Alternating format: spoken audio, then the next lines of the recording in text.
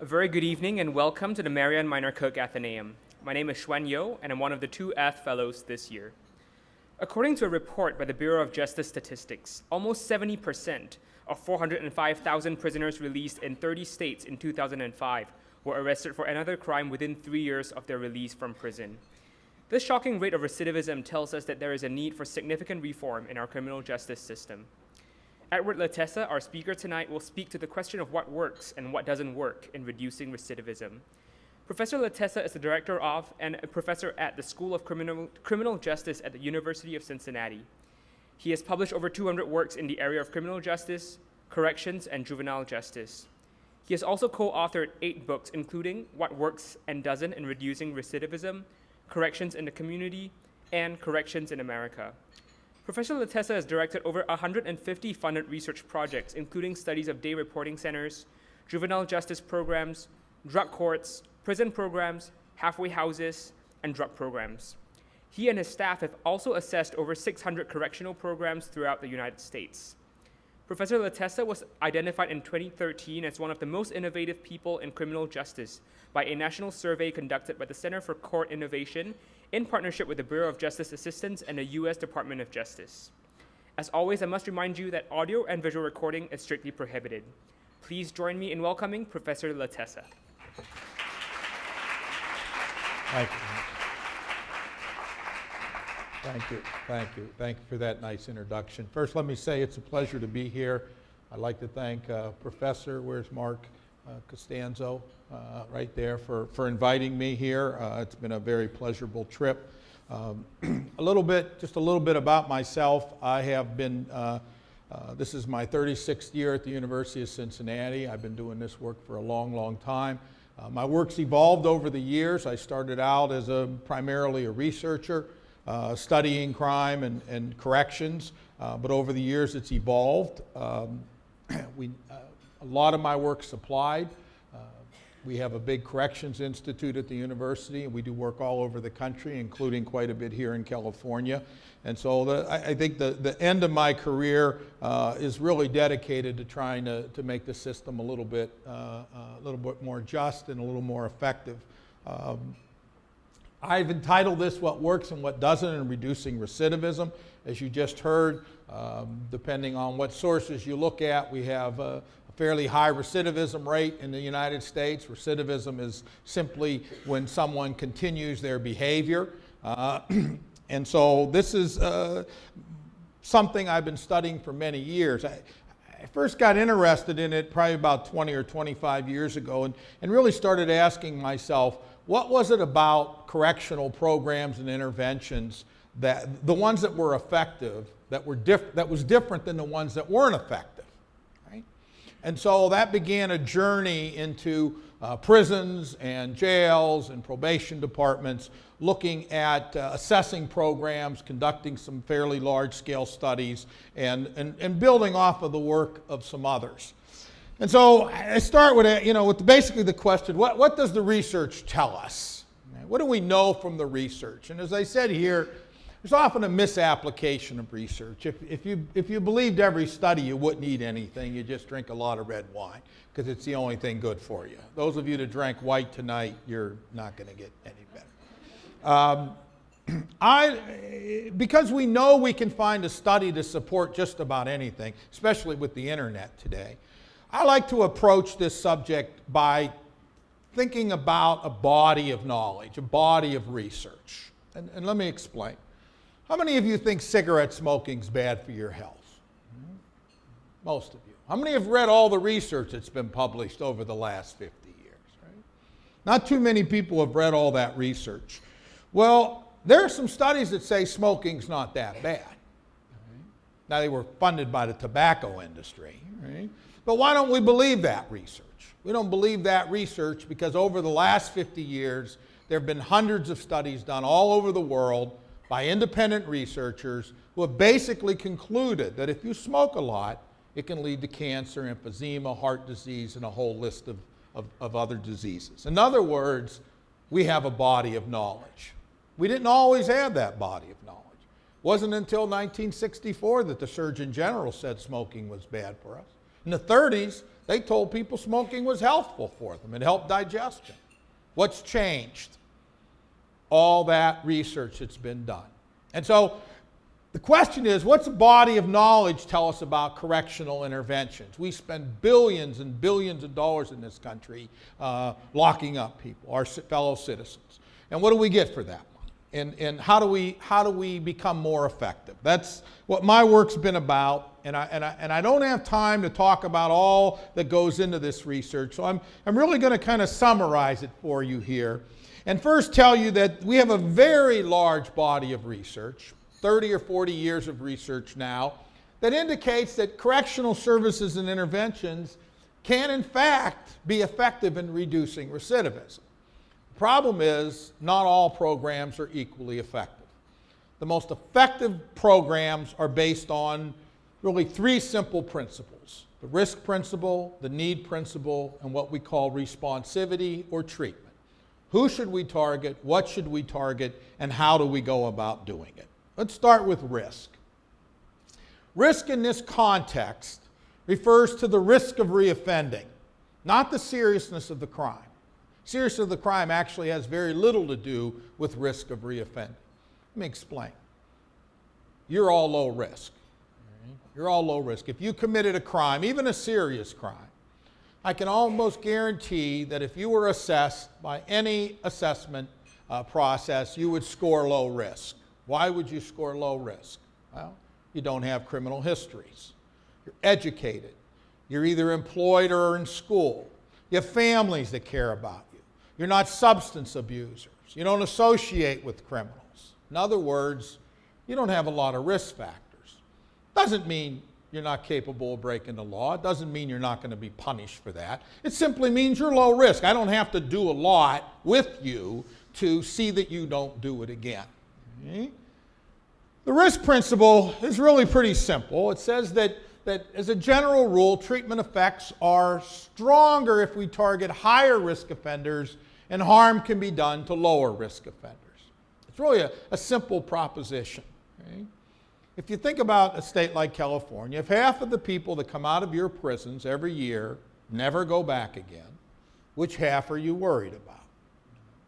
The half that will. It's a simple way to think about the risk principle. Okay? There are three elements to the risk principle that I want to talk about quickly. First, target offenders with a higher probability of recidivism. Okay? This is what a distribution of recidivism rates look like based on risk. This is actuarial assessment. It's the way most states, most jurisdictions classify offenders. With this particular tool, we have four categories: low risk, moderate risk, high risk, and very high risk. Low risk means if you're in this group, less than 10% of the offenders in that category are going to recidivate. Why would we focus our energy on a group where we only have a 10% recidivism rate? Okay? What it means is we have to put all 10 in a program to hopefully get the one. Because we don't know who's going to recidivate or not. No one knows that. Right? On the other end of the scale, we see 60, 70% recidivism rates. These are the folks we want to focus on. Because I learned a long time ago, if you want to reduce recidivism, that's who you focus on, right? Not the lower risk. The second element of the risk principle says provide most intensive treatment to higher risk offenders.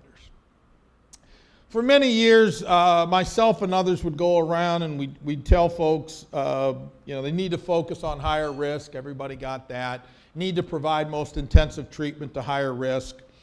And what we found was, despite that, everyone pretty much got the same thing, programming.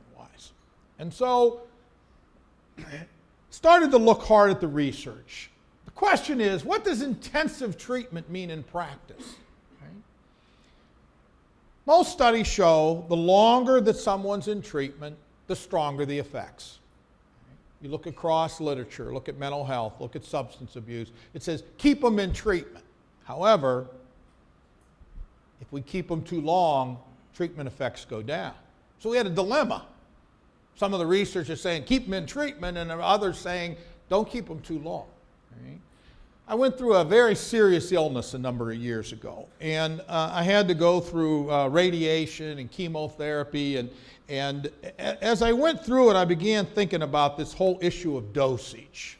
How much treatment do you need to reduce recidivism, right? And hopefully you never have to go through that kind of an experience, but what happens if they give you too much radiation? What can happen? It can kill you. What happens if they don't give you enough?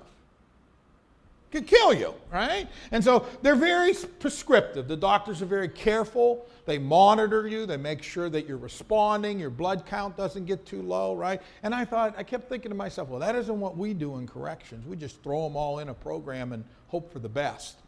And so we started to do a little research on this question. I've done 2 studies now. I'm going to show you the latest study. And basically, here's what we found. That for low, moderate risk, we saw a decrease, but then failure rates went back up again. For moderate risk, it went down, and then it went back up again. But for high risk, we saw a continuous decline in recidivism rates as the dosage of treatment increased. Okay. Here's some rules of thumb that we've come up with. We need about 100 to 150 hours for moderate risk offenders. For higher risk, we need to double it. But here's the important finding here. 100 hours for high risk will have little, if any, effect. So what it told us was we cannot have one-size-fits-all programs. The third part of the risk principle is basically that intensive treatment for lower risk offenders can increase failure rates. And this is a real problem because here we're doing harm. Here we're doing harm. And so, question is, why does it happen? We think there are 3 reasons for it. First, low-risk offenders learn antisocial behavior from high-risk offenders. Okay. Second, when we take low-risk offenders and we put them in intensive interventions, we disrupt what makes them low risk. Again, you're all low risk. If I took you right now and put you in a correctional treatment facility here in California for 6 months, we'll find a really good one for you. How many of you'd lose your jobs or have to drop out of school? How many of your families would have a difficult time, right? How many of your neighbors would have a welcome home from the correctional treatment facility reception for you, right? Not too many. In other words, I wouldn't reduce your risk. I'd give you some new risk factors. And third, increased reporting and surveillance in probation and parole leads to increased technical violations. So we have a lot of evidence that we can do harm. This is a study done a few years ago in Canada, looking at the effects of something they called intensive rehabilitation supervision. And here's what you see here. High-risk offenders that were put in the treatment program 2 years later, that was their recidivism rate, a little over 30%. High-risk offenders who were not put in the program, that was their recidivism.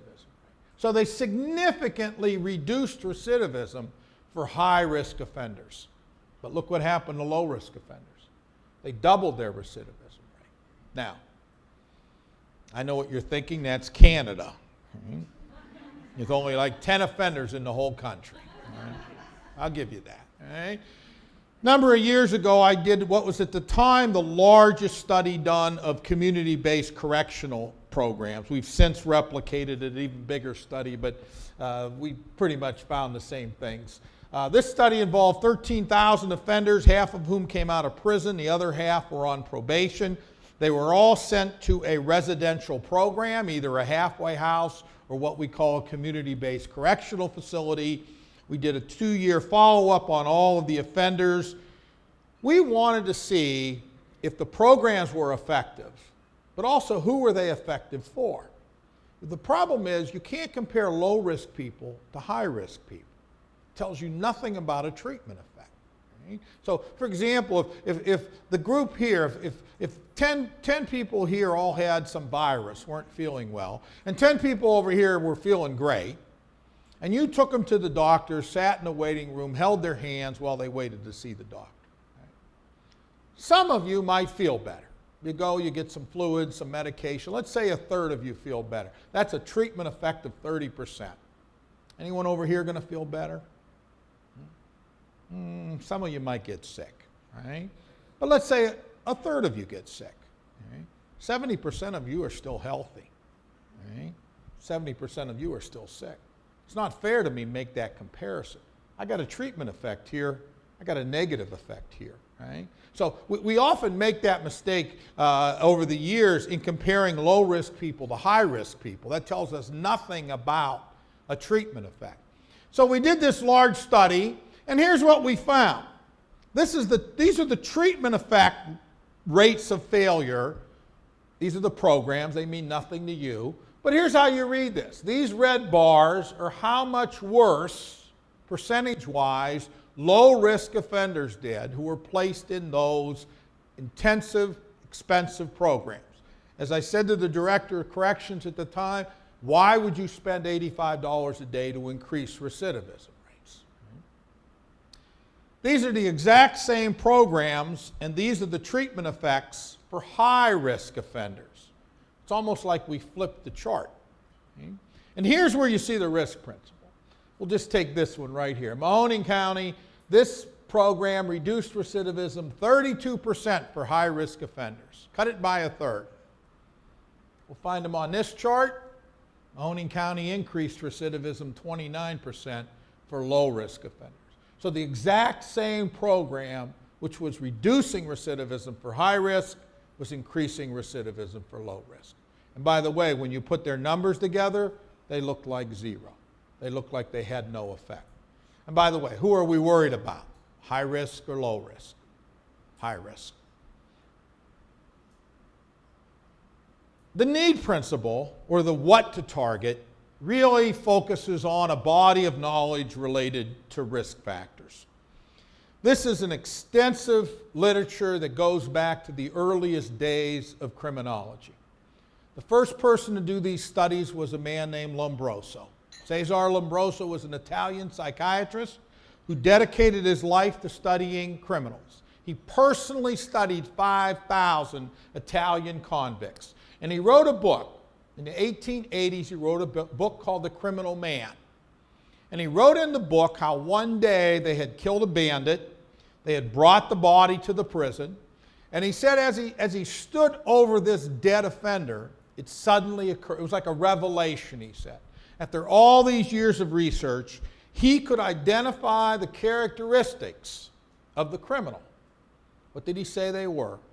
Large forehead, sessile earlobes, solitary line in the palm of their hands. Right? Not women, they were morally deficient, so you're okay. Right? They were excessively hairy. Never seen an Italian that wasn't excessively hairy. Right?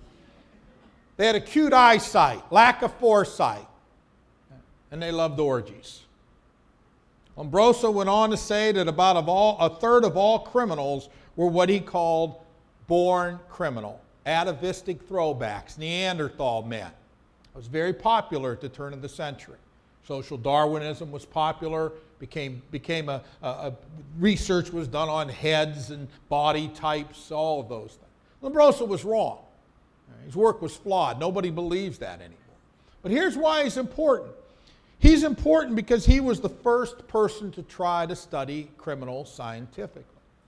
Since Lombroso, there have been hundreds and hundreds and hundreds of studies.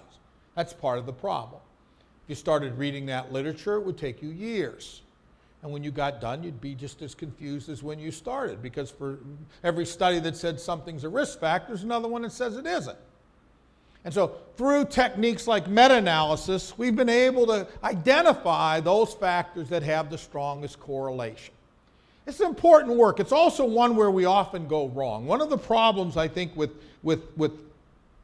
understanding criminal behavior is everybody has an opinion. It's one of those few areas where everyone thinks they know why people get into trouble. I was on a flight once. I was flying to Boise. I was seated next to this elderly woman. She was one of these chatty types, you know, and wouldn't take a hint. And asked me what I did for a living, and I made the mistake of telling her. And so for 4 hours, she told me how to solve the crime problem. Right?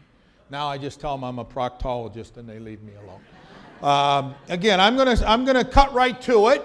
These are what we call the major set of risk-need factors, starting with antisocial, pro-criminal attitudes, values, beliefs, and cognitive emotional states. Cognitive emotional states are things like rage, anger, identity. If you see yourself as a thug, as a tough guy, it's your identity versus someone who says, I made a mistake. This isn't how I normally behave. If you minimize your behavior, you rationalize it, you blame others, you don't accept responsibility, you think it's okay to do these things, right? You're more likely to what? To do them. Second, of course, is one we're all familiar with. Our mothers were familiar with it. If you're a parent, you're familiar with it. Who you hang around with. Right? We all wanted our children to be around good influences. It's not just knowing criminals, though. It's not having pro-social people in their lives. Right? And so oftentimes what we do is we try to restrict who they hang around with, but we don't replace them with pro-social people. Third are personality patterns, things like weak socialization, impulsivity. Many offenders act without thinking. Okay? I interviewed a parolee the other day, and I asked him if he was working, and he said, no, I quit my job. I said, why? He said, I wasn't getting enough hours. I said, how many are you getting now? And he said, none. And I said, you're kind of moving backwards. Most of us don't quit our jobs till we have another job lined up. Not him, he showed them. Right? It's that kind of short-term thinking that often gets them into trouble. Adventurous, restless aggressiveness, egocentrism. It's a myth that it's low self-esteem. It's high self-esteem. High-risk offenders, really, it's all about them. It's not low self-esteem. They don't see who they harmed and sometimes don't care. Risk-taking and lack of problem-solving and self-control and coping skills. Fourth on the list is a history. The past is always a great predictor of the future. The problem, though, is, of course, we can't change the past. Okay? And so it's not a very useful risk factor other than predicting risk. Fifth on the list, of course, are family. Low levels of affection, caring, and cohesiveness. For kids, it includes poor supervision and discipline and outright neglect and abuse. Low levels of personal, education, vocational, or financial achievement. And that's the key word there, achievement. Right? Low levels of involvement in pro-social leisure activities and substance abuse. These are what we call the major set. But researchers like myself believe that these four run through these four. These are what we call the big four. If I can change how you think, if I can change who you hang around with, if I can give you better problem-solving skills, make you less of a risk taker, teach you how to handle risky situations, I'm more likely to be successful with these. Why? Because you want to spend time with your family. You want to go to work and support yourself. You want to quit using substances. And so most researchers would argue that if we can be successful here, these will follow. This brings us to the need principle. The need principle basically is, what do we target? Okay, we know who now. The higher risk. We want to focus on the higher risk. What do we focus on? What we call criminogenic risk factors. That's just a fancy way to say dynamic risk factors. These are criminogenic. And attitudes, friends, substance abuse, lack of empathy, impulsive behavior. Why are they criminogenic? They're correlated with criminal conduct, and we can change them. These are non-criminogenic. Anxiety, low self-esteem, creative ability, medical needs, physical conditioning. Right? We have these needs. Most humans do. But they're not highly correlated with criminal conduct. Actually, anxiety, I like criminals a little anxious. I interviewed a bank robber once, and I asked him, I said, what was it like to rob a bank? And he said, I was so nervous, I could hardly do it. And I said, well, you robbed like 10 banks. He said, oh, I started taking Valium. It got a lot easier after that. It's not that people don't have these needs. It's just that they're not highly correlated with criminal conduct. This is what I call the Christopher Columbus style of program design. When he set out, he didn't know where he was going. When he got there, he didn't know where he was. When he got back, he didn't know where he'd been. He came like 4 times. He did it on state money. So these are not criminogenic needs, all right? But I collect what we call correctional quackery. So here's some examples of it. Here's one. Dance program gets juveniles moving on the right track. And I'll read you, it says, there in a small, secure, concrete area, young male offenders dance their way toward a new outlook on life. Here's one, running teaches inmates the value of success. I thought we didn't want them to run. Drum circles, one of my favorites. I'll read you, they said, to introduce the first drum circle in a New Zealand prison, she describes it as wow. That's the data they have right there, wow. The staff was amazed because most clients continued drumming for 2 hours without stopping to smoke. It doubles as a smoke cessation program. Gardening conquers all, how to cut your jail recidivism rates in half. 50%, mind you. I got a call last summer from Rikers Island in New York, and they said, we're going to do a gardening program for our inmates. What do you think we'll get? I said, vegetables. That's what you're going to get. And here's one, I like this one from Canada. It says, exercising wilderness skills was seen as a way of rebuilding the perpetrator's self-esteem. So they're worried about how the perpetrator feels about themselves. That's, wilderness skills could come in handy if they escape from prison someday. That's all, again, what we call correctional quackery. We see really no effect from those kind of programs. And we, trust me, there's many, many more to that list. This is an important chart because what it is telling us is that the more criminogenic needs that are targeted for change, the greater the reductions in recidivism. And I think the reason's very simple. Most offenders are not high risk because they have a risk factor. They're high risk because they have multiple risk factors. People that are serious drug users, they hang around with people that are drug users. They buy drugs from people that use drugs. That they probably don't have steady work. They probably don't hang around with their family. So you see how these start to build. It's really a simple concept here.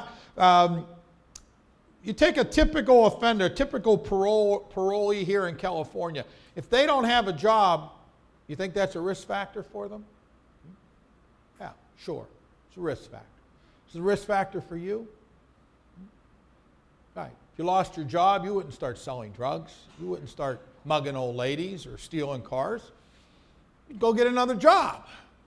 Just being unemployed doesn't make us high risk for criminal behavior. Unless we said things like, I'm not working for $10 an hour. Right? I'm not into that 9 to 5 thing. Right? I can make more money in a day and you make in a month. Now, risk goes way up because they have all those antisocial attributes and they have 40 hours a week to get into trouble. Okay? This brings us to assessment. In order to meet the risk and need principle, we have to have good assessment. It's really the engine that drives effective correctional programs. Right? It can help us reduce bias because we want to treat people based on objective risk factors, not based on race or ethnicity or gender, all those things that kind of creep into our decisions. It allows us to target dynamic risk factors and measure change. And we've known since actually 1954 that the best assessment process is actuarial, not clinical. Okay? This is an example. Here's a tool we designed. In Ohio, this is what judges see. They see the risk level of the offender. They get to see what's driving that risk. Okay? So they're very high risk, moderate risk, and they're able to see it over time. So it's an example of one example of a risk assessment tool. But it doesn't matter which tool you use. To understand risk assessment, you have to understand types of risk factors. There are 2 basic types. There are static ones, there are dynamic ones. Static risk factors are those things that are related to risk that we really can't change. Prior record. Have you been arrested 5 times before? That's a risk factor. Problem is, nothing I can do about it. I can't make it go away.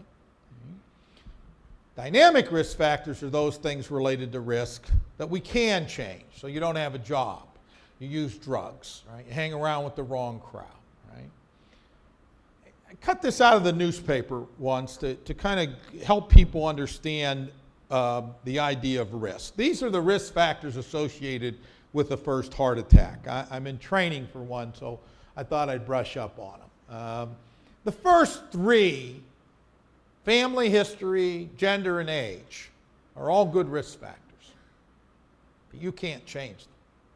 If your father had a heart attack at a young age, or your grandfather, you have a family history, that's a risk factor. Now you've got some dynamic ones. You're inactive, overweight, smoke, high cholesterol, and so forth. So let's say you have them all and you go to your doctor.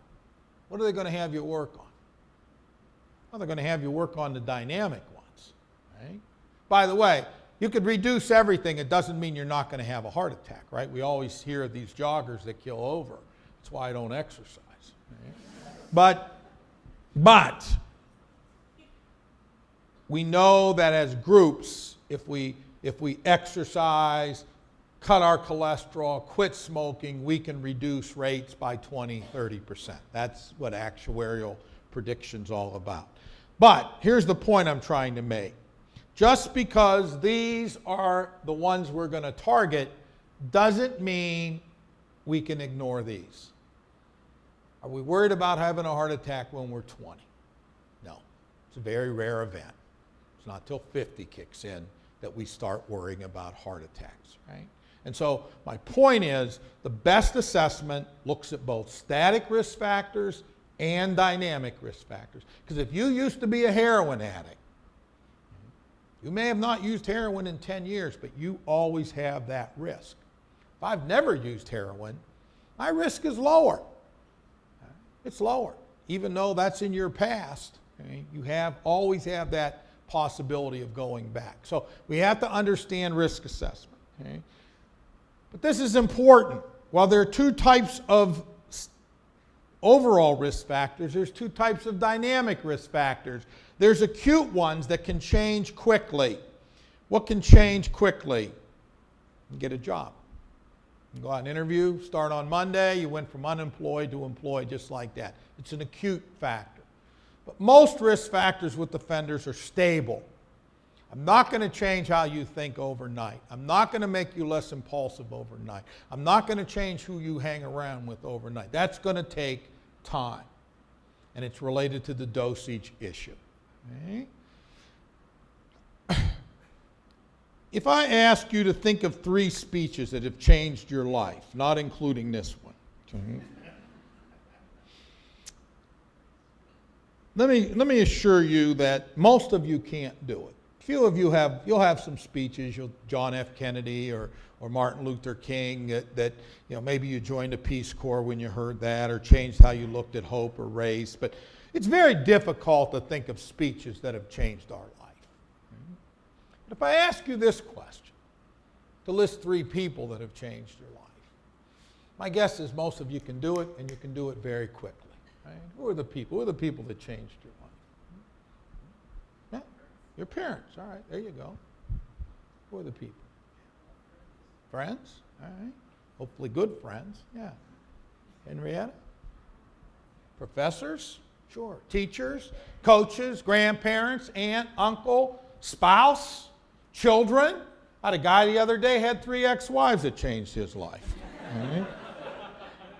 The point is, we can very quickly think of the people that influenced us, people that cared about us, people that we wanted to be like, people that supported us even when we made bad decisions. What I'm trying to get you to see is how much more powerful social learning is than talk therapy. Right? It's not a very effective way to change behavior. And so when we get to the treatment principle, responsivity, and there are different parts of responsivity, I'm going to focus mostly with general responsivity. Basically what the research says is that the most effective interventions are behavioral interventions. They have some attributes. 1, they focus on current risk factors. What are current risk factors? Who you hang around with, how you think, you don't have a job, you don't go to school, you get high all the time. Those are current risk factors versus what? The past. Your father abandoned you when you were young. You didn't get along with your mother when you were young. That may help explain why you're sitting in front of me. The problem is, I can't change it. Right? If I want to reduce your recidivism, we need to focus on the current risk factors. Right? We need to reduce those criminogenic needs. Sometimes the past gets in the way, sometimes it's a barrier, and we have to address it, right? But it's still not the target for change. Second, behavioral interventions are action-oriented, not talk-oriented. What do I mean by that? I mean that offenders are actively engaged in learning new skills, new ways to behave. They have skills. It's a myth that they don't have skills. Lying, cheating, stealing, those are skills. They're very good at it. We want to teach them what? The pro-social alternative to it. Right? And so how do we learn new skills? Well, for most of us, somebody showed us. We practice it. We reinforce it. Right? And maybe we get a little good at it, get a little better at it. And so it's very action-oriented. And staff follow some what we call core correctional practices, which are really just some behavioral strategies, reinforcement, good relationships with the person, effective disapproval, and so forth. Why behavioral? Because when we look at the data, we see much, much stronger effects from behavioral programs than we do non-behavioral programs. Non-behavioral programs are things like talk therapy, educational type of program. Take a bunch of offenders that use drugs and educate them about drugs. Right? It's really a dumb idea when you think about it. Right? We do it all the time. Right? It's not a very effective way to get high-risk people to quit. Well, we try to scare them out of their behavior. Right? You really think it's effective to try to scare people that have been in prison for 10 years out of their behavior? So we want to do behavioral programs. In corrections, these are the two most, in the adult system at least, these are the two most effective behavioral models. Structured social learning in which new skills and behaviors are modeled, and cognitive behavioral approaches that target criminogenic risk factors. With juveniles, it includes training family members, which is also a behavioral approach. Let's talk for a second about social learning. You could all name people very quickly that influenced you. Social learning. Social learning is not a theory of criminal behavior. It's a theory of human behavior. It's the process through which we acquire our attitudes and knowledge and behavior from people around us. It's reinforced. It's a very complex process. It's not a complex concept. It's an easy concept to understand. How many of you, and I know some of you are students over the older, how many of you have children? And how many of you turned into your parents when you had children? Right? You wake up one day, you're your mother. Last person you were probably going to be at 14 was your mother. Right?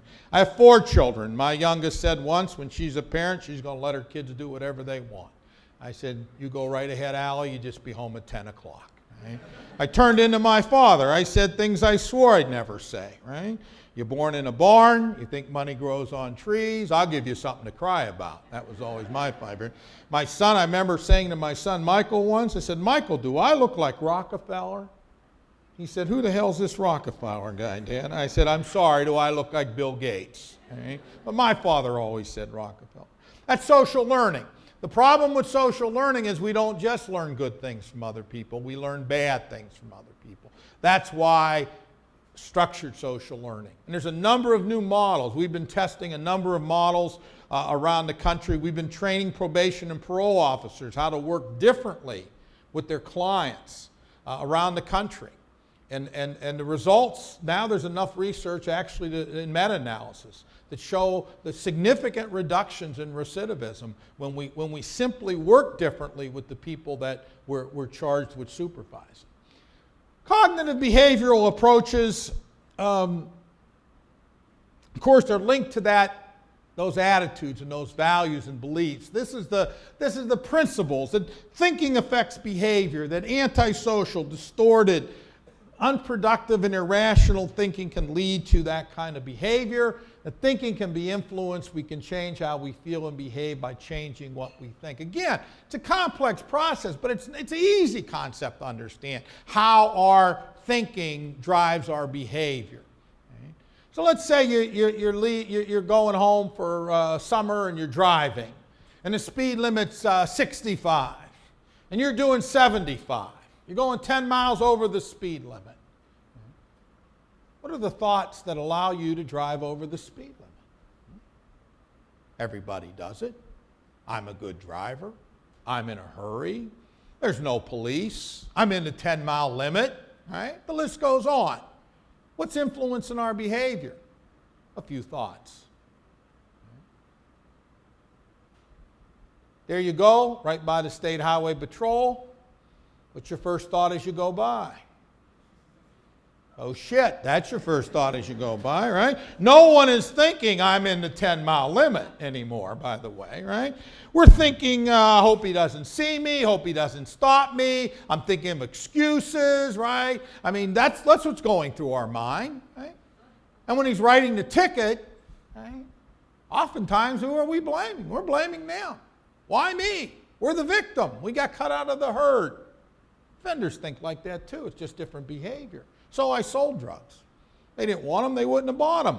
Right? Cops are out to get me. I was at the wrong place at the wrong time. Exact same thinking. All right, you got your ticket. You're 30 miles down the road. You look at your speedometer, you're doing 75 again. Right? What are the thoughts that allow us to do the behavior again? Can't happen twice, right? They're behind me. Now I'm really late. I always think I'll be a smarter speeder next time. I won't daydream. You know, I'll get behind somebody with a radar detector or something, right? So what are some thoughts that might get you to slow down a little bit? You know, one might be it's not as safe. Another might be that you want to be a good role model for your children. It is the law. There's a thought. Another might be it's less stressful. Another might be the cost. You don't want to pay the ticket again. You don't want to have points. You don't want your insurance to go up. The point is, to get you to slow down, all I have to do is change a little bit of your thinking. Because that's what's influencing your behavior. Now, this is what we call a cognitive restructuring problem. The reason we call it that is because I don't have to teach you a skill. Anybody can back off the pedal. I just have to change some thoughts. Most problems aren't that simple. I have to not only change your thinking, but I have to show you how to do it as well. That's what cognitive behavioral is all about. So those are the models that are most effective. What doesn't work with offenders, I got this from my friends in Oklahoma. It says, Lakota tribal wisdom says when you discover you're riding a dead horse, the best strategy is to dismount. However, in corrections, we try other strategies, including the following: buy a stronger whip, change riders, say things like, this is the way we have always ridden this horse. Appoint a committee to study the horse. This is my favorite, everybody does this. Arrange to visit other sites to see how they ride dead horses. Create a training session to increase our riding ability. Harness several dead horses together for increased speed. Declare no horse is too dead to beat. Provide additional funding to increase the horse's performance. Declare the horses better, faster, and cheaper dead. Study alternative uses for dead horses and promote the dead horse to a supervisory position. These are some of the things that don't work. We've talked about a few of them. Programs that cannot maintain fidelity. I don't care what model you use. If it's not done well, you can actually increase failure rates. Targeting non-criminogenic, we talked about. Focusing on fear and other emotional appeals. Shaming offenders, right? I remember once I was at a prison in Maine and they had a drug program, and when the men in the program acted out, misbehaved, the program director, she'd make them wear a diaper to group. Right? Well, it's a shaming technique. If you're going to act like a baby, I'm going to treat you like a baby. Here's the problem. Any of you like to be shamed and humiliated? No. What do you think you get when you shame and humiliate high-risk offenders, right? You get angry high-risk offenders, right? By the way, then they're usually thinking about getting even, which is an antisocial thought. We're trying to extinguish those thoughts, not reinforce them. Non-directive approaches, you know, you've all seen these kind of approaches where you get in a circle and you say, what do you want to talk about tonight? That's a non-directive approach. Give them books to read, talk therapy, self-help programs, vague, unstructured rehab programs, right? We use terms like counseling. What does that mean? If you give me 5 counselors, I'll give you 5 approaches. Life skills. I always like programs that do life skills. What could be included in life skills? Just about anything, right? It doesn't really tell us what we're targeting, right? They're vague terms. We have to be very specific about what we're focused on when we're dealing with criminal behavior. And then all of the punishing smarter kind of things that we do, boot camps and scared straight programs have not only no effect, they often have negative effects. We actually make people worse. So from my years of research, these are kind of the broad stroke lessons. Pay attention to who we put in programs. You have to target higher risk. We have to focus on criminogenic needs. We have to focus on the behavior and effective ways to help change behavior, which, by the way, is not easy. If you think it's easy, try to change your own behavior. It's difficult. It's hard to give up a bad habit or lose weight or any of the things that we often try to do. How many keep their New Year's resolutions, right? It's very difficult. So it's not an easy thing to do. Okay? And you think you'd be better at it if somebody was there coaching you, supporting you, and pushing you a little bit? Sure. And so it's really no different with offender populations. And finally, you have to do it well. Like most things in life, if you don't do it well, you don't get the effects that you want. All right, well, I got in about 45 minutes. So I am happy to answer any questions that you have. If I don't know the answer, I will make it up, all right? Just so you know. All right?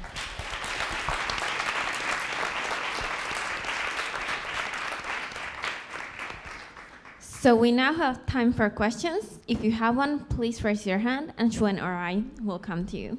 And preference goes to students.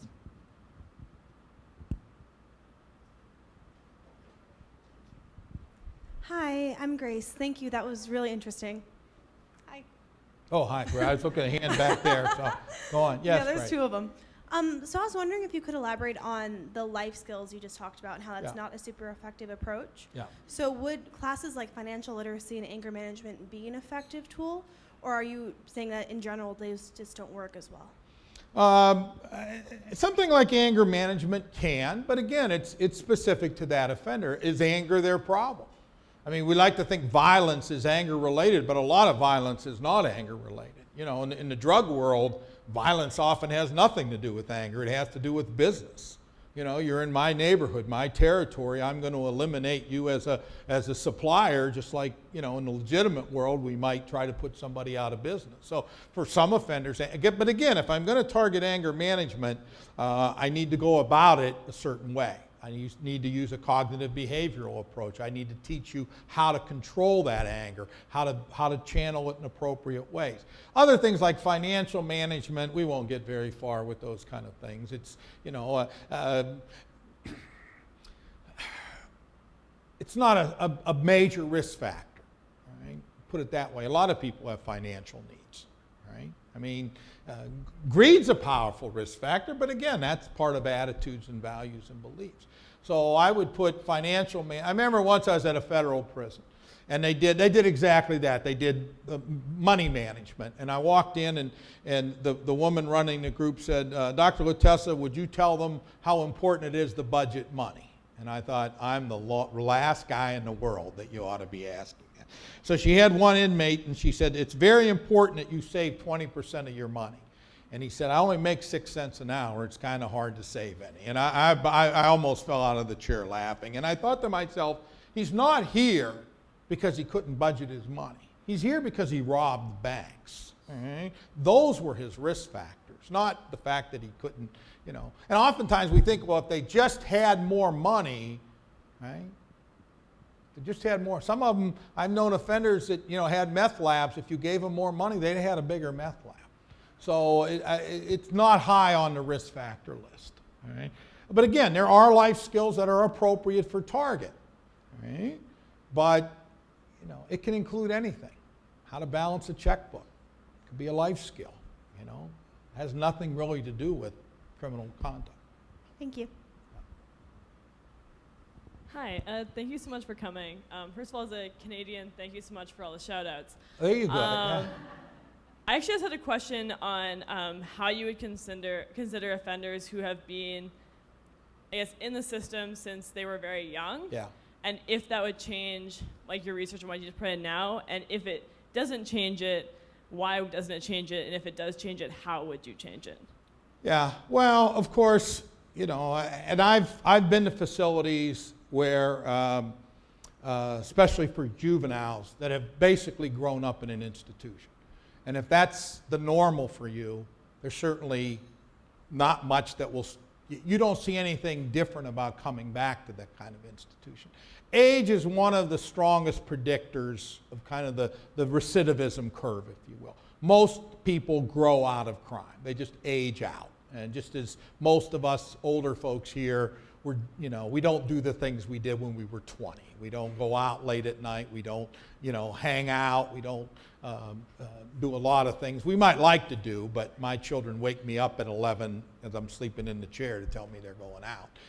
So life does change us. For some inmates that are in prison for their whole life, practically, the fact is we could let many of them out much, much earlier. They pose almost no risk.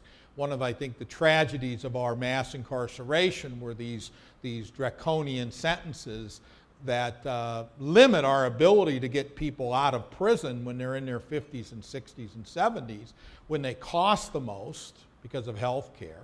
They pose almost no risk to the public, and yet we've kind of locked ourselves in. You did it with 3 strikes laws. Other states have done it with mandatory life sentences, and it just makes no sense.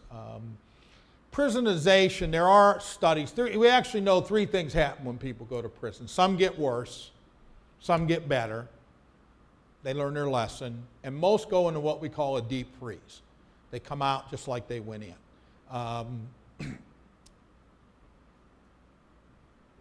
With studies of prisonization, at a certain point, it's not as harmful as we think. All right? You really have to be in a long time for us to see prisonization start to set in. And for most inmates aren't in that long, we don't see, at least in terms of their ability to adjust, it's not as harmful as we think. If you look at the Scandinavian prison systems, you see there's a lot lower recidivism rates. Yeah. Do you think there's any lessons we could learn from their prison systems? Yeah, we had that discussion at the table. I think there are things we can learn, but there are a lot of reasons that they're much different. We're a much more complex system. We have 50 states. Each state has some sovereignty, makes their own laws. We have much higher rates of violence than virtually any country. And violence is a driving force in a lot of our incarceration. We just, and that's the dividing line in terms of the public. They're willing to try alternatives for most types of offenders, but for violent offenders, they want them off the street. So, we do look different. We're a much more diverse country. We have much lower, higher rates of poverty. I mean, we have more racial differences, ethnicity than the Scandinavian countries. So I think there are lessons we can learn, but it's hard to often make those comparisons. Probably, we were saying at the table, probably the best correctional system in the world is probably the Correctional Service of Canada. They really have an outstanding, very evidence-based penal system. But again, the whole country has fewer people than the state of California. So it's a much different kind of comparison. Thank you for your talk. So you have all this research. Can you speak a little bit to how it's used or implemented? Is it primarily directed at the administration of these rehabilitation facilities, or is it used also for funding decisions? Is it used for placement decisions? It's a great question. I have seen a lot of change in the last, probably the last decade, more so than before. 20 or so years ago, the National Institute of Corrections sponsored a lot of What Works workshops. And myself and some others, we went all over the country and we do workshops for policymakers and practitioners. And there was a lot of resistance. We were kind of in the middle of the Get Tough movement, lock them up. The way to reduce crime was to, throw people in prison, never realizing that they were going to get out. We were going to have these huge numbers come out. That started to change about a decade ago. And the focus really became not on what works. We have a great deal of research and evidence on that, but rather, how do we do it? How do we translate this into practice? And so the last few years of my career have really been devoted to that question. How do we improve programs? Well, we have ways to assess programs. Right? We can tell people if you're doing things that are going to work. We've improved our risk assessment processes. We developed new models, new curriculum. For example, I just designed a jail reentry program in Los Angeles. Los Angeles has the biggest jail in the free world, a massive facility. They have an outpost called Pritchard. I don't even know where it is. I've been there, but I have no idea where it is. And the Attorney General of the state of California wanted to do a reentry program. I met with her staff. They told me what they wanted to do, and I said, that's fine, but it won't work. And they said, well, can you help? And I said, sure. So my staff and I helped them design a program. One of the challenges was, in LA, as in most jails, and this is all for men, by the way, the men come out of jail. It's easy to do programs in facilities. It's really not that hard to design programs. You create a structure, behavioral management system, good curriculum, you train people, offenders are brought in, they practice skills, they work in groups. I mean, that's not that difficult. The problem is we know that risk really starts to kick in when they leave, not when they're inside. It's easy to teach somebody, right? It's application when they come out. My problem was these men were coming out of the facility and no supervision. They weren't on probation, they weren't on parole. They were just said, okay, go home and practice what we taught you. I know from the research that effects will go down pretty quickly. So we took a model that we had been using to train probation and parole officers, and we call it Effective Practices for Community Supervision for Influencers. And my idea is that most of us are where we're at because somebody cared about us, somebody helped us, somebody kept us on the straight and narrow. And so my idea is that while the men are incarcerated, we ask them, who in your network, your family, friends, boss, it can be anybody, who do you think is willing to help you? And they identify them. Could be their mother, could be their aunt, could be their grandma, could be their uncle, whatever. And then we call them on the phone and say, would you like to get trained on some of these techniques, what we call core correctional practices? And we've had great success getting people to come in. In fact, one mother in LA offered to write us a check. She said, can I pay you for this? We said, no. She said, no one's ever taught me how to help my son. My idea is, if I can surround that offender with the people that care about them and actually teach them how to help them handle risky situations, we can be even more effective.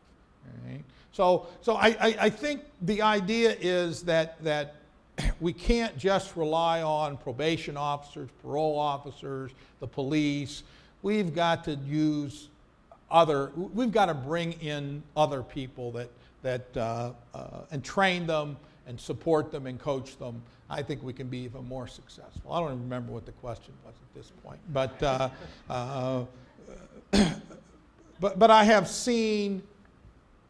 I work in some very conservative states, and most of them are very responsive to trying to improve what they do to reduce recidivism. It really isn't a political issue, right? And it's really about, the evidence. Where's the evidence take us? So whether they're locked up or they're in the community, most people want offenders coming out better than they went in. We can do that. It takes some work and effort. I talk to anybody that'll listen, policymakers, legislators, but I prefer to work with the people that are at the ground level because they're the ones sitting across the table from the offender, and I know if they don't have the tools, it doesn't matter what the chief thinks or the, you know, or the governor, and nothing against governors, but you know, they're not doing the work. So my work is really focused more at the ground level. Do you consider drug addiction a crime or an illness?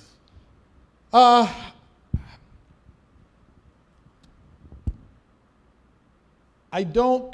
I think we've certainly over-criminalized it. I don't consider it, for the most part, criminal, but I also don't consider it often an illness. I think it's a behavioral pattern. I think once people get addicted, their brains change. It's very difficult to quit. But I'm not, for example, I'm not a fan of a 12-step model for offenders. It was not designed for offenders. It was designed for pro-social people that drank and used drugs, and it's designed to be anonymous and voluntary, and for offenders it's neither voluntary or anonymous. I think it's somewhat dangerous to say to offenders, it's not your fault, you have a disease. I think that we have to teach them, we have to change how they think, we have to teach them to hang around with different people, we have to, I'm all for medical assisted help with drugs. Right now in my state, heroin is an incredible problem. I think we had 900 deaths last year from heroin overdoses. It's become a major problem. I'm starting to do some work in that area using the EPICS model to go into communities and identify the family of these people and try to help them help them. So I'm not an expert in substance abuse per se, but it's a tough one because part of me says we should legalize and provide, and certainly provide a lot more treatment, but I also see what drugs do to people and do to families and do to communities, and we can't just say it's okay, and many people won't get help if they're not forced to get help, and so sometimes we have to put them in programs and facilities to get them help. It's sad to say, but for some, that's the only way they're going to get treatment. Thank you so much for your talk. In one of my classes, we had a really interesting discussion about the prison system as a whole, and the idea behind the discussion was that it's so messed up and it's so flawed and it's this racist, classist, horrible institution that it should just be completely overturned. What are your thoughts on this? And if you do think Good it luck should with be that one. overturned, Yeah, what should replace it? Well, I think that when we look at things like disproportionate confinement, minority confinement, we have to start backing way up. We can't, prisons take who's sent there. In my state, I do a lot of work with the juvenile facilities. The good news, we went from 3,500 kids locked up to under 500 kids locked up. In California, you had the same story. You went from 10,000 kids in what we used to call the California Youth Authority. You have under 1,000 now. It's really an incredible story. But in Ohio, when I go there, the vast majority are African American youth because we have mandatory gun laws. Kid gets caught with a gun, mandatory, goes to DYS. Well, 98% of the kids that get caught with guns are black kids, right? So we're not going to change that until we change the law, till we change how police do business, who they pick up, who they take home, who they arrest. So corrections is on the kind of the back end of everything, right? And so you've got to fix some of those other systems before you just go into prison. Let me also say this. I've been to prisons all over the world, and the majority of prisons are pretty well run institutions. They're fairly safe, not all, but they're fairly safe. Facilities that often house very dangerous people. It's a difficult job. So to say that, I remember years ago I had a friend in federal prison, and the director of the Federal Bureau of Prisons came and did a tour, and he asked my friend what he thought, and he said, 40% of the people don't need to be here. He said 40% of the people, no, what is that? 20% don't need to be here, 40% got too much time, and the other 40% you can't give enough time to. Right? And I thought he probably hit it pretty well. We have to understand there are dangerous people out there. There are people that we have to lock up for our safety. I don't think it's anywhere near the numbers that are locked up. We way over incarcerate people in this country. But you know, there is a percentage that need to be in prison. So the question is, can we manage them? Can we keep them safe? Can we have rehabilitation programs in prison that mean something? Can we let people start over again when they get out without the stigma and all that goes along with that? I think we're getting closer. It's just, we didn't build it overnight. We're not going to fix it overnight. And I just say, and I don't pretend to change systems. I'm happy if I can fix a little program, you know, and make it a little more effective, and that's all I ever set out to do. Hello. So my question is dealing with different type of treatment program, and I hope I'm not bringing up more quackery, but I've seen some online videos where there's this program where they train inmates to train dogs to become... give them a pet in prison program, Right, or like to become service dogs. And I was wondering, you know, your opinion on that program, and if that can be some type of social learning, even if it doesn't have to be only with humans.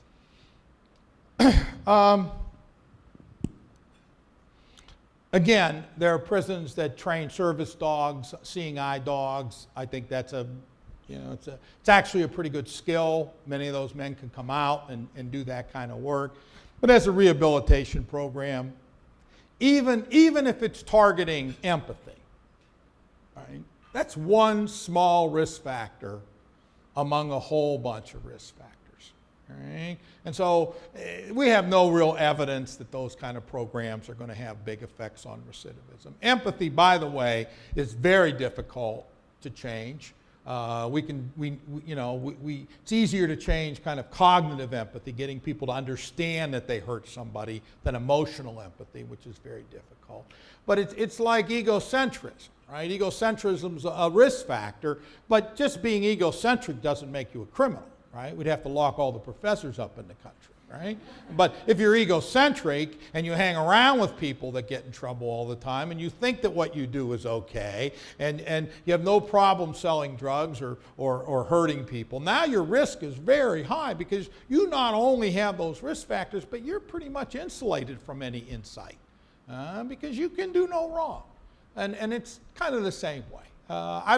Here's what I say, prison, I go to prisons all the time, and I think it's important for them to distinguish between core programs designed to reduce recidivism rates, and activities. We have a lot of activities in prisons that are great. Choir and music programs and art programs and, you know, vocational and training animals. Those are great activities. They're not the same as core correctional programs that are designed to change how you think, teach you how to handle risky situations, teach you a skill so when you get out, you're able to be successful and so forth. So, and inmates like animals. I've interviewed them a lot. It's not as big a thing as you think. What do you think about the effectiveness of educational programs such as teaching prisoners college-level courses? Do you think that's effective in reducing recidivism? Yeah, that's a great question. We just finished the major study in Ohio. It took us 5 years. We went to every prison, sat in on every type of program, a basic adult education, GED, college. Ohio's a state that puts a lot of money into educational programs in prison. We still have lots of college programs. We studied them all, plus non-educational programs.